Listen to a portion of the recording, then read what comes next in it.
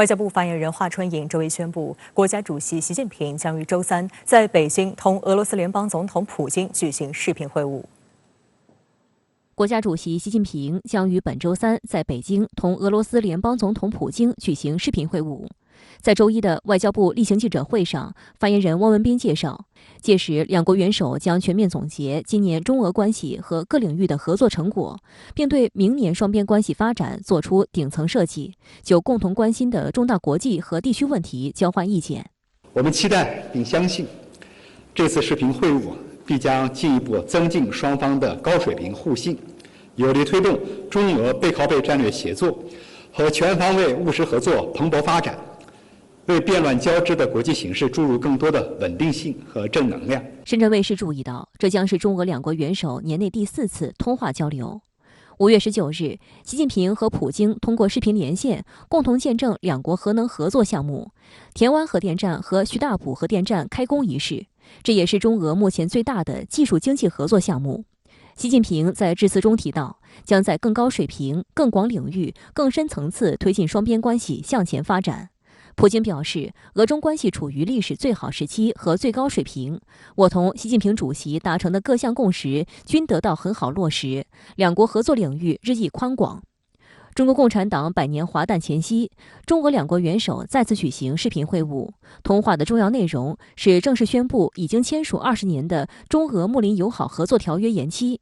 一个细节是，延期的时间点提前了半年。习近平指出，今天的中俄关系成熟、稳定、坚固，经得起任何国际风云变幻考验。普京热烈祝贺中国共产党成立100周年，并表示，俄方对当前俄中关系达到前所未有的高水平和两国合作全面稳步发展感到满意。8月25日，习近平同普京通电话时提到，今年以来，中俄以庆祝中俄睦邻友好合作条约签署20周年为新起点，推动两国战略协作和全方位务实合作取得一系列新成就，并首次提出反干涉合作，表示中俄作为新时代全面战略协作伙伴，要深化反干涉合作，将各自国家前途命运牢牢掌握在自己手中。普京在通话中表示，俄方对俄中关系发展感到满意。当前形势下，双方应该密切战略协作，相互坚定支持，捍卫2战胜利成果，维护历史真相。两国元首还就阿富汗问题等双边和多边重大问题进行了沟通。有观察认为，两国元首不仅每次交流的时间点特殊，频率也相当密集，其中传递的信号正是中俄战略合作没有止境、没有禁区、没有上限。一系列都需要中俄两国不仅为双边的战略协作进行对表，还为双边战略协作在地区层面、在全球层面如何展开进行对表。这也是中俄关系的常态化的一种举措。在2019年之前，疫情来临之前，2019、2018、2017，我们都是这样做的。中俄两国元首至少会会面4次，有的时候是5次。我想这一次的双方会晤达成的成果一定是令人关注的。值得注意的是，此次中俄元首视频会晤的时间点也很微妙。近期，乌克兰和俄罗斯互相指责对方激化局势。美国总统拜登于12月7日与普京进行了2个小时的视频会议。而据俄新社报道，俄罗斯总统新闻秘书佩斯科夫透露，普京与拜登或将再次举行会谈。在刚刚过去的这一周，大国关系互动极其频繁，选在这个节点上，很显然是中俄战略协作的一次对表时刻。这对表不仅意味着双边关系在下一年如何发展，也意味着未来两国在地区安全、全球稳定等等诸多问题上进行全面的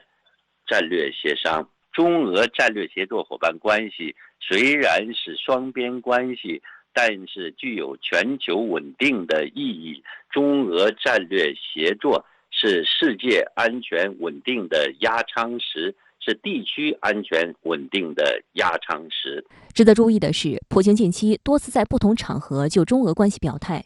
10月18日，普京出席俄外交部部务会扩大会议时表示，俄中双边关系达到了历史最高水平，堪称21世纪国家间关系的典范。他强调，俄中两国将无视西方的挑拨，继续扩大双方政治、经济等领域的互动，并在国际舞台上积极协调立场。面对中俄关系屡遭美西方政客和媒体的挑拨和挖坑，普京也予以正面回应。上月底，普京在以线上方式举办的俄罗斯再召唤年度国际投资论坛上表示，完全不能认同西方国家疯狂炒作的所谓中国威胁论。Знаете, меня пугают Китаем, начиная с 2000 года. С тех пор те, кто меня пугал, сами испугались. И начали менять свою политику в отношении Китая. Значит, она, на мой взгляд, уже поменялась. Отсюда и санкции, и ограничения различные, на мой взгляд, совершенно неоправданные и противоречащие в отношении Китая, я имею в виду в данном случае, противоречащие нормам международного права. 此外，10月3日，普京出席俄罗斯能源周全体会议时也强调，美国才是搅乱台海局势的罪魁祸首，却不断造谣中国大陆搞军事扩张，要对台湾使用武力统一。China is a huge, powerful economy, and in terms of purchasing parity, China is the economy #1 in the world, ahead of the United States now. And by increasing this economic potential, China is capable of implementing its national objectives. And here I do not see any threats. 在备受关注的军事领域，中俄两军的战略互信和深度联合也不断迈入新水平。6月底，美国联合了32个国家，在黑海开始了几十年来规模最大的海上威风联合军演。8月，中俄西部联合2021军演在宁夏拉开帷幕。这次演习实现了中俄联演史上的多个首次。俄罗斯媒体称，对被迫对抗美国及其盟国日益增长压力的中俄来说，这次演习意义特殊。两国通过在军事领域展现高度互信，向西方发出信号，离间中俄不会成功。微信公众号玉渊谈天就曾在文中透露一个细节：中俄西部联合2021演习是新冠疫情爆发以来首次在中国境内举行的大规模中外联演联训活动，而双方不仅都拿出了先进武器，而且还交换试用，这无疑体现了中俄毋庸置疑的相互信任和前所未有的高水平合作。10月，中俄海上联合2021联合军事演习在俄罗斯彼得大帝湾附近海域开启，而中俄在结束海上联合演习之后，随即实施首次海上联合巡航，这具有重要的宣示和实战意义。这意味着从本月上旬直至下旬，参加演习的中俄舰艇编队一直都处于战备状态。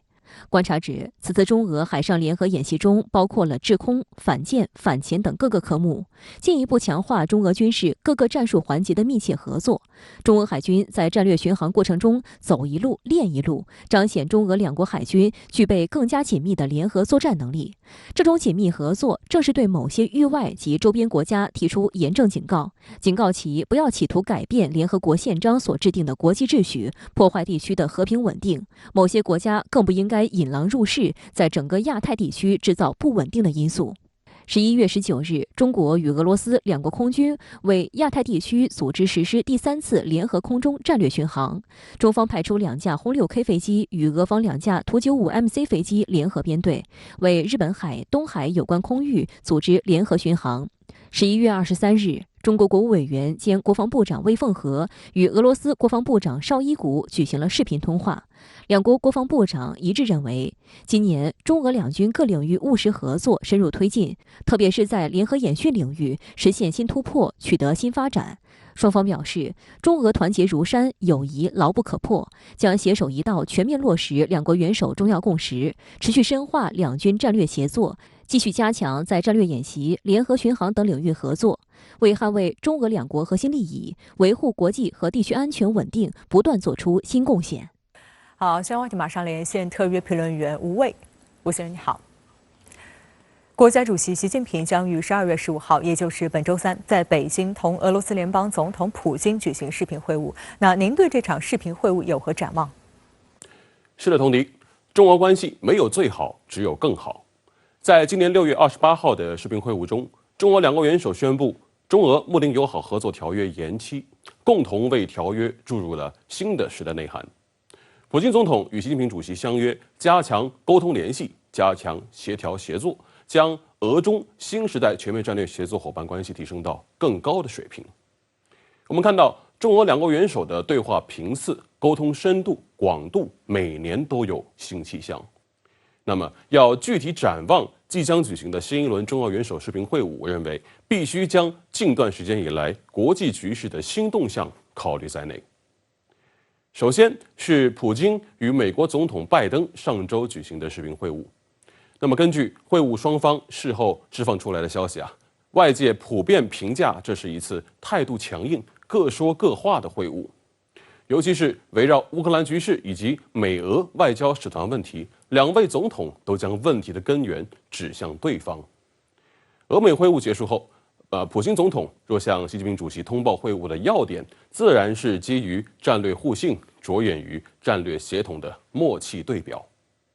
其次是由美国总统拜登张罗的所谓民主峰会以粉墨登场，又在美国人民的抗议声中惨淡收场。这场所谓峰会将民主工具化、武器化，假借民主之名煽动对立情绪，妄图发起一轮意识形态东征，剑锋是暗指中俄等国。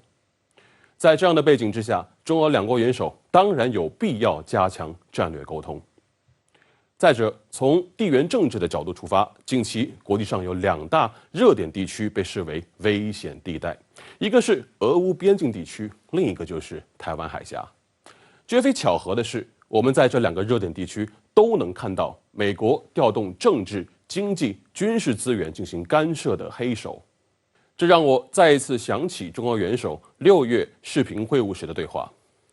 习主席说，中俄双方在涉及彼此核心利益问题上相互坚定支持，战略协作富有成效，有力维护了两国共同利益。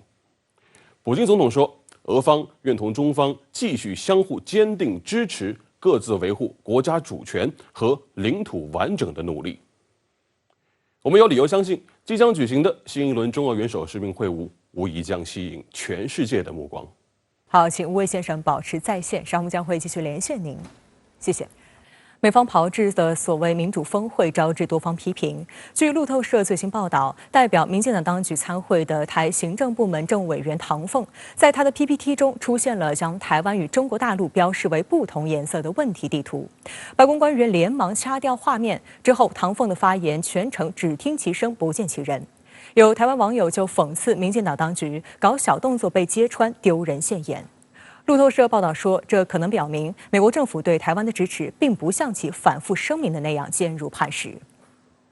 路透社周一的一篇报道引发多方关注。这篇题为《美国民主峰会发生怪事，台湾代表发言突然只闻其声不见其人》的报道，注意到了上周五召开的民主峰会的一个细节。报道援引消息人士的话称，在美方所谓民主峰会的视频会议中，台行政部门政务委员唐凤发言时，其中一张简报上的地图将台湾与中国大陆标示为不同颜色，让美国官员惊慌失措。消息人士说，在白宫的要求下，在正在进行小组讨论时，唐凤的视频被剪掉，只保留了音频。随后，屏幕上还出现了免责声明：本小组个人所表达的任何意见都仅属个人，不一定反映美国政府的观点。由于此事的敏感性，消息人士不愿透露姓名。消息人士解释称，白宫担心在美国主办的会议上出现将台湾与中国大陆区分开来的地图，可能被视为与美方的一中政策相悖。该消息人士谈及白宫的反应时还说道，他们被气得说不出话来。地图事件发生后，华盛顿方面向民进党当局抱怨了唐凤的脱轨行径。白宫国家安全委员会也很愤怒，因为在之前预演时 PPT 里没有出现这张地图，让人怀疑是否是台湾当局和唐凤刻意为之。目前白宫并未正式回应此事，美国国务院仅称是视频共享的混乱导致台官员的画面被掐掉，并说这是一个无心之失。台外事部门则一边对台官员的画面被掐掉感到愤怒，指责这是技术问题，一边回应说，台湾与美国已经针对这起技术问题充分沟通，双方坚定互信，而且有稳固的友谊。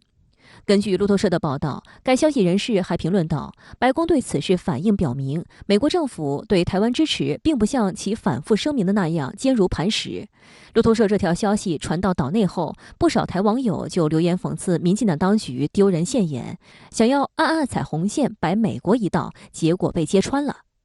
这个就是蔡英文政府耍小动作嘛，然后被美国政府当场抓包，然后美国就依然断然就把你的画面消失嘛，所以这个已经是一个很严重的警告了。那么这一次我觉得蔡英文政府搞了太多小动作，就是喜欢搞这种偷鸡摸狗的，然后呢被见不得人的事啦，这是民进党的特性。我个人第一感觉这是台湾当局有意夹带私货，这一定是台湾当局蓄谋已久的。美国人狠狠地打了他一巴掌，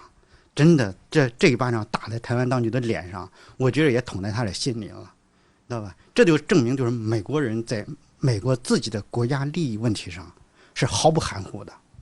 台当局一直因为受邀参加民主峰会洋洋得意，这一突如其来的事故和路透社的揭秘报道对整个台湾社会造成了冲击。多家台媒纷纷对此报道，标题中用到了疑似地图惹祸、画面被卡掉、突然被消失等字样。对此，《环球时报》周一发表社评称，大陆方面不会真的在意这个细节，美国在执行什么样的台海政策我们很清楚。华盛顿对逾越中国大陆所画红线有所忌惮，那是大陆实力不断增强所致。大陆更相信自己的力量，而不是对美方的理性抱幻想。评论指出，唐凤发言视频被掐和路透社的报道形成了台湾真实战略处境的一个信号。这个信号对终将要彻底解决台湾问题的大陆来说意义不大，但对指望美国帮着保命的民进党当局来说，却可能生死攸关。值得注意的是，此次参会的唐凤原名唐宗翰，是台湾首位跨性别的行政部门政务委员。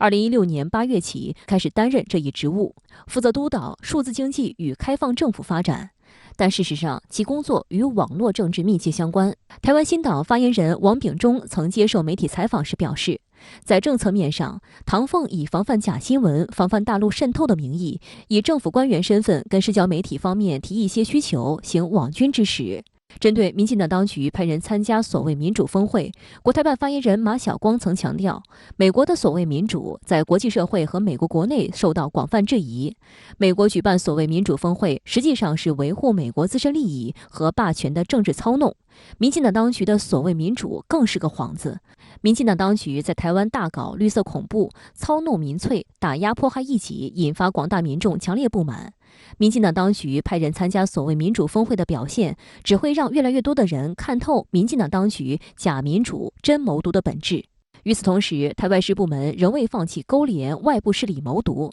小动作频频。周日，英国外交大臣特拉斯发表七国集团外长会主席国声明称，各方讨论了香港、涉疆、东海、南海以及台海和平稳定等一系列涉华问题和挑战。台外事部门马上发文感谢。发言人欧江安还宣称，这是英国政府今年担任据其主席国以来第3度强调维护台海和平与稳定的重要性云云。台海形势持续紧张，但民进党当局持续火上浇油，台防务部门也不消停。日前，台防务部门负责人邱国正向台军下达了所谓“处处皆战场，时时都训练”指示，称尽管大陆手握台海战争主动权，但台全军仍要密切掌握敌情，提升所谓自我防卫能力，捍卫台湾安全。据联合报周日报道，台防务部门又提出解放军攻台步骤最新解析，称解放军为拒止外军介入台海，会派遣军舰赴西太平洋集结，对台湾形成战略包围，紧接着对台实施联合火力打击与联合登陆作战。台防务部门还试图借助自己脑补出来的攻台方案，拼凑出解放军正规登陆载具不足、需夺取港口、机场实施行政下卸、后勤保障能力受限等弱点。有分析认为，台军方此时渲染大陆攻台风险，是为了给海空战力提升计划采购特别条例背书。台防务部门此前声称，未来8项装备陆续交运及全数获得后，可有效吓阻解放军进犯。实际上，有关大陆是否及何时会武力攻台，岛内几乎每隔一段时间就会吵上一番，目的无非是引起国际社会注意，试图请外人来帮腔。但腾凤发言视频被掐和路透社的报道已经在清晰无比地提醒台湾，台独是死路一条，这条死路上没有救兵。台湾这个防务部门他说这种话就是两种目的，第一个呢就是给自己壮胆，那么另一方面他其实最终的目的希望就是去买更多的武器，因为民进党当局这2年已经买了上千亿台币的这种美国的军购，那么还远远不够，为什么？因为美国要逼着他买武器，实际上是要交保护费。那么找什么理由呢？以所谓的大陆要军事解决台湾问题啊，以这样的理由去增加他的军购，去购买更多的武器。实际上那些武器我们大家都知道，都是些美国的那个破烂货。好，新闻话题马上连线特约评论员刘和平。刘先生你好。据路透社报道，蔡英文当局在受邀参加全球民主峰会时，故意在地图展示上做文章，吓得白宫官员立马掐掉画面。那您对这幕闹剧怎么看？很显然，这是民进党当局在携带私货，也就是准备将他们梦想中的一边一国展现给国际社会。而且这还是蔡英文当局精心设计的一场测试西方社会，尤其是测试美国台海政策底线的偷袭动作。也就是说，蔡英文当局想知道，假如有一天他们不宣而独，国际社会，尤其是西方世界能不能接受？当然，从白宫官员被这一行为吓得惊慌失措，并且含有的自我审查、立即屏蔽唐凤整饰的画面，我们可以看出，蔡英文当局这次可谓是求人得人，成功地测试出了美国台海政策的真正底线。这个真正底线就是美国的一中政策可以在两岸究竟谁才真正代表中国方面保持模棱两可的态度，但是坚决不允许蔡英文口中的两岸互不隶属，尤其是台独建国现象出现。从这个角度上来说，美方的这一自我审查行为也等于是给蔡英文当局近来跃跃欲试的台独行为兜头浇了一瓶冷水，扇了一记耳光，或者至少是踩了一次刹车。同时这一行为还意味着我早前的判断是准确的，即在台湾利益与美国利益之间，台湾利益必须要服从于美国的国家利益；在蔡英文的战略目标与拜登政府的战略目标之间，蔡英文的战略目标必须要服从于拜登政府的战略目标。也就是未来中美与两岸围绕着台海问题而展开的博弈，不会是统独博弈，而仅仅是意识形态博弈。或者说的更直白一点，就是美国不会为台独而战，但蔡英文当局必须为美国倡导的意识形态与价值观念而战。而在我看来，美方的这一自我审查动作还对外发出了另外3个非常明显的信号。其次，这意味着拜登政府已经在出手管理与压制台独。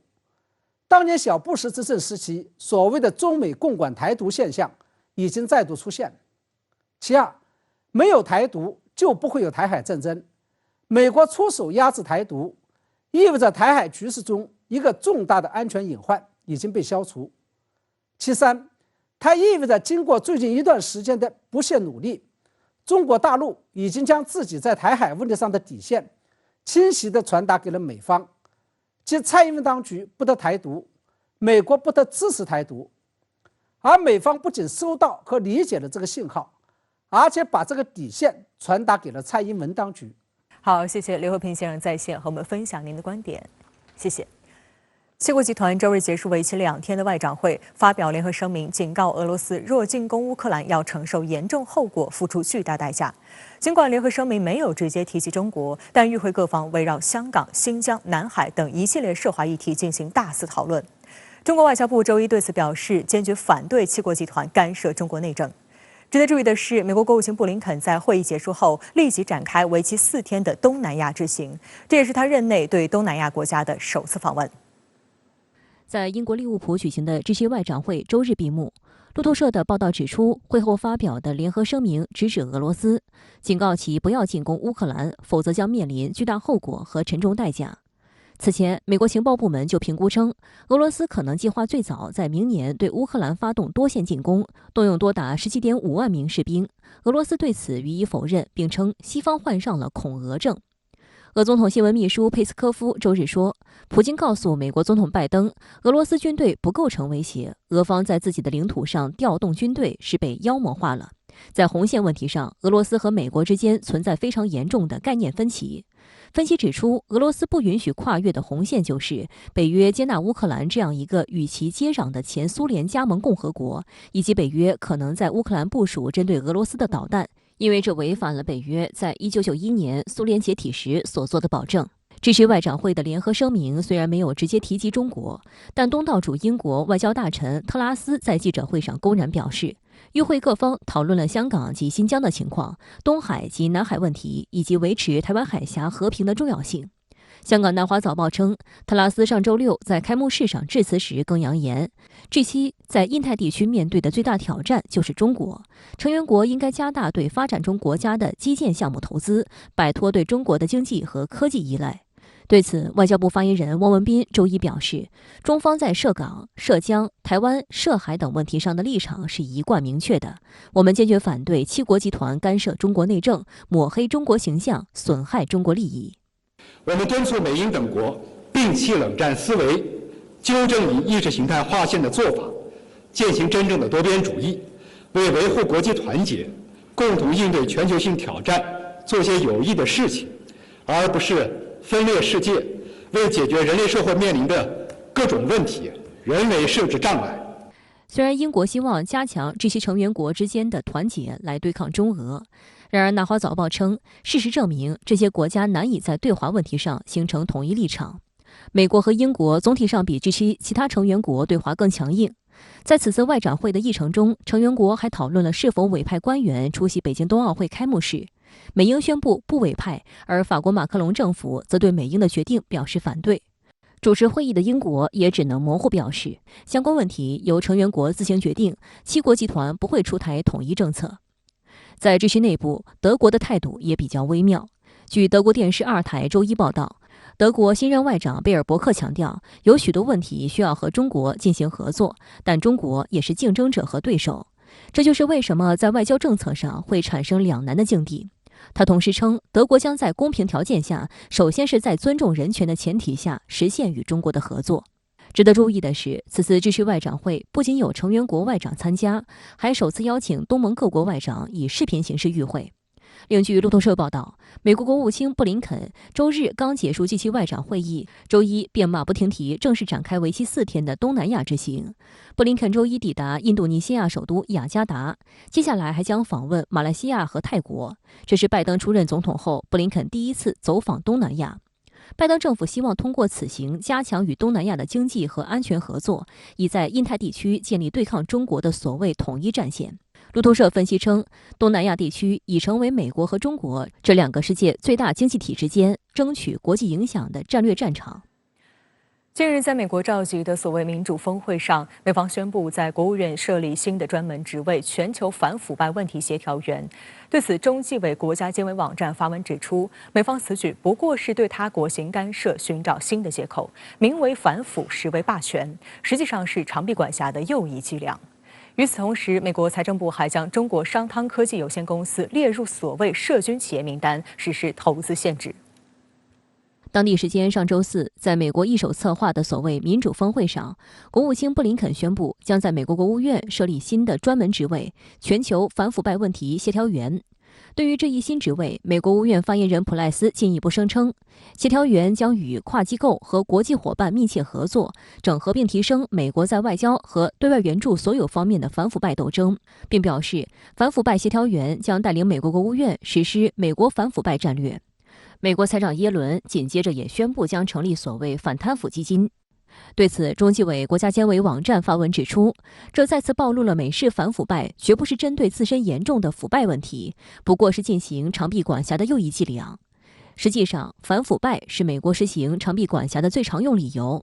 美国出台反海外腐败法，推出国家安全备忘录，将反腐败和美国国家安全绑定。此次又设立全球反腐败问题协调员等，种种做法都是打着反腐败的旗号对外干涉、打压对手，妄图把长臂伸得更长，维持自身霸权。如今负责外事的美国国务院要反腐，恐怕也是醉翁之意不在酒，不过是为对他国行干涉寻找新的借口。文章还以法国阿尔斯通案举例称，反海外腐败法成为美国打击美国企业竞争对手的工具，危害全球企业的公平竞争。另外，虽然美国名义上有一套严格的防腐败法律法规，有些腐败却可以在光天化日大行其道。政治现金、政治游说等等，都是独具特色的美式腐败套路，合法腐败在美国已成常态。与此同时，美国自身民主现状堪忧，却要在全球各地搞民主输出、街头革命；自己国内腐败丛生，却要对他国进行反腐，本质上都是披着合法外衣干预他国，在全球借民主反腐之名行霸权之实。反外国贪腐法大概就是在1980年、1990年那个时代所开始的一个结构呢，它基本上还是比较接近常备管辖的。它有一个扩大美国的国内法律系统到国际上面长臂执法的可能性。那我们在无论是阿尔斯通的例子，或者是在华为的例子上面都看到他在做这些事。但是现在要新做的东西是远远超过了原来的范畴，因为原来是说我管美国人，他不管是在美国或者在国外都不能做这些事。现在是说我不但是要管美国，我还要去管其他的国家。如果其他的国家有贪腐的话，我还要支持那些反对的人士，就所谓的民主人士呢，用各种的方式呢去支持他们，去对抗他们当地的政府或政权。这个完全是美国不只是长臂管辖，而是他直接去干预介入其他国家的制度，违背了联合国的第1条的普遍平等原则。值得注意的是，就在美宣布设立全球反腐败问题协调员的第2天，美国财政部将中国、俄罗斯、朝鲜、缅甸、孟加拉国5个国家共15名个人及10个实体列入美国财政部海外资产控制办公室的制裁名单。此外，美国财政部还将中国商汤科技有限公司列入所谓涉军企业名单，实施投资限制。这是继2019年商汤等多家公司被美方列入实体清单后，美国政府第2次实施对商汤科技的打压措施。对于美国无端打压中国企业的做法，中方予以坚决反对。外交部发言人多次呼吁美方停止滥用国家力量、泛化国家安全的概念打压外国企业的错误做法。商务部发言人也曾多次表示，美国对中国企业的无理打压是对国际经贸规则的严重破坏，中方坚决反对。商汤科技发布公开声明称，对美国商务部此举表示强烈反对，认为该决定与相关指控毫无根据，科技发展不应该受到地缘政治的影响。有分析指出，中国的科技整体实力虽然仍落后于美国，但上升势头迅猛，尤其在人工智能、信息技术等方面正在逐步建立起优势。中美之间的技术差距越来越小，在此背景下，美国先方百计遏制中国科技实力的提升，对中国高新技术发展的总体战略已从竞争转而变为打压。事实上，一味打压中国企业，不仅损害了中国企业和全球投资者的利益，种种手段也使美国企业和投资者蒙受巨大损失。作为全球前2大经济体以及科技创新的重要源头，美国无理打压中国科技企业所带来的恶果，很可能波及世界，最终祸及全球。但这种的逻辑中间，它的资料跟它的证据的薄弱，简直已经不值得讨论了，全部都推翻了美国长久以来的法律制度里面的基石。它完全就是用有罪判定的方式，先做预先的判定。商汤这个应该不会是唯一的受害者。那么同时，它再一次的让我们知道，美国有3套法宝，它可以交互运用。第一个就是对于美国的市场，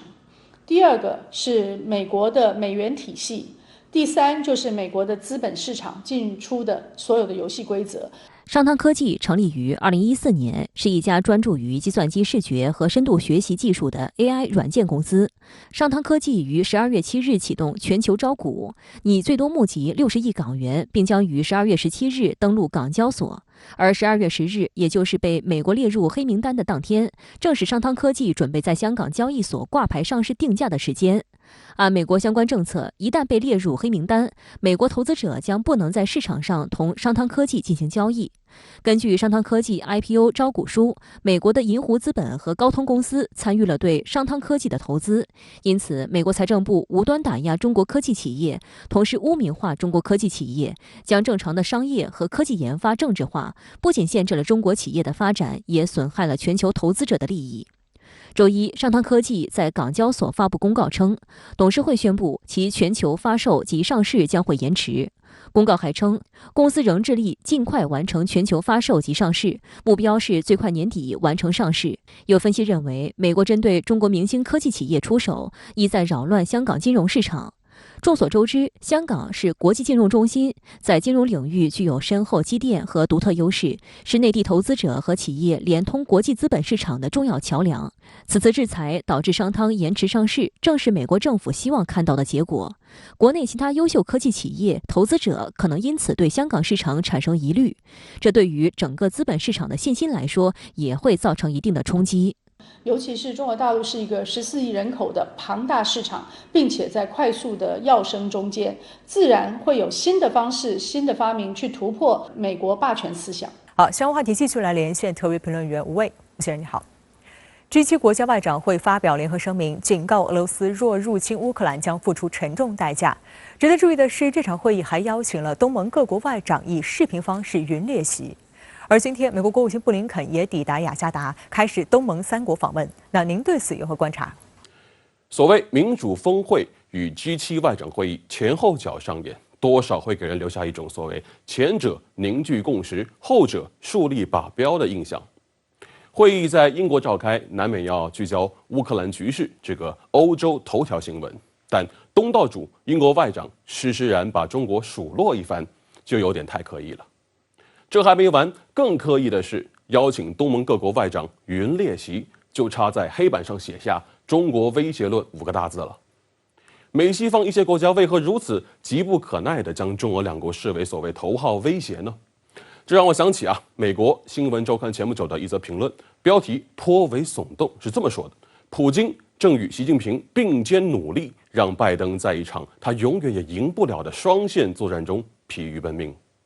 这篇文章颇具代表性，体现了西方不少国家对中俄2个大国越发紧密的战略协同关系的焦虑感。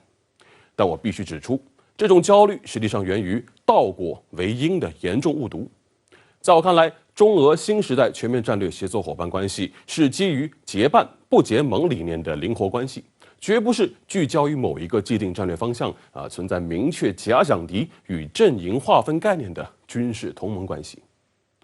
某种程度上看，正是由于美西方加大了对中俄各自核心利益的干涉力度，让这2个大国必须加强战略沟通，提高战略协同能力。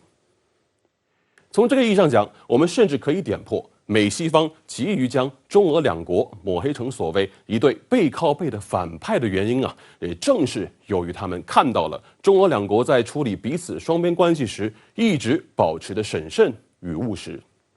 这种审慎与务实，让中俄关系避免了战略捆绑与掣肘，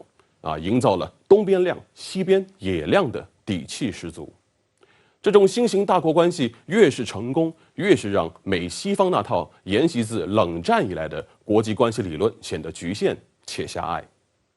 一个耐人寻味的例证是，东盟许多国家这些年陆续发出了不愿意在中美之间选边站的严肃声音，但大家瞧瞧，此次 G7 外长会议不还是在玩泾渭分明、两军对垒的那一套吗？好，谢谢吴卫先生在线和我们分享您的观点，谢谢。